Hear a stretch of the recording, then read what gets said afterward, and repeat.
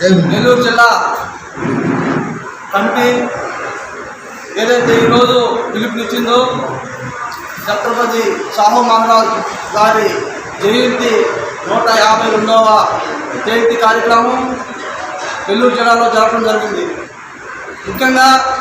ఈరోజు మా రాష్ట్ర ఉపాధ్యక్షుడు చెప్పినట్టు ఈ దేశంలో ఎంతో మంది రాజులు పుట్టారు, కానీ ఎన్నో చరిత్ర ఈ దేశానికి ఉంది, కానీ అయినా ఈ దేశంలో మెజార్టీ జనం ఎస్సీ మైనార్టీల గురించి నిరంతరం శ్రమించిన వ్యక్తి ఛత్రపతి సాహు మహారాజు. అంతేకాకుండా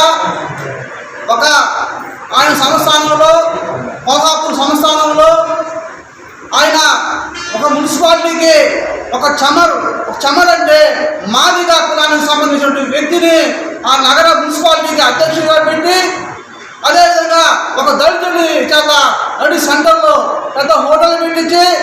రోజు అక్కడ ఆయన ఛాయ్ తాగి టిఫిన్ చేసి భోజనం చేసి, నేనైతే ఒక చమర్ కులస్తుల హోటల్లో భోజనం చేశాను,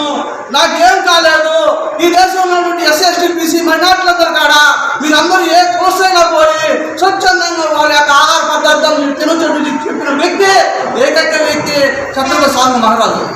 అంతేకాకుండా ఈ దేశంలో మెజార్టీ జనాన్ని అణచివేస్తున్నది కేవలం కులం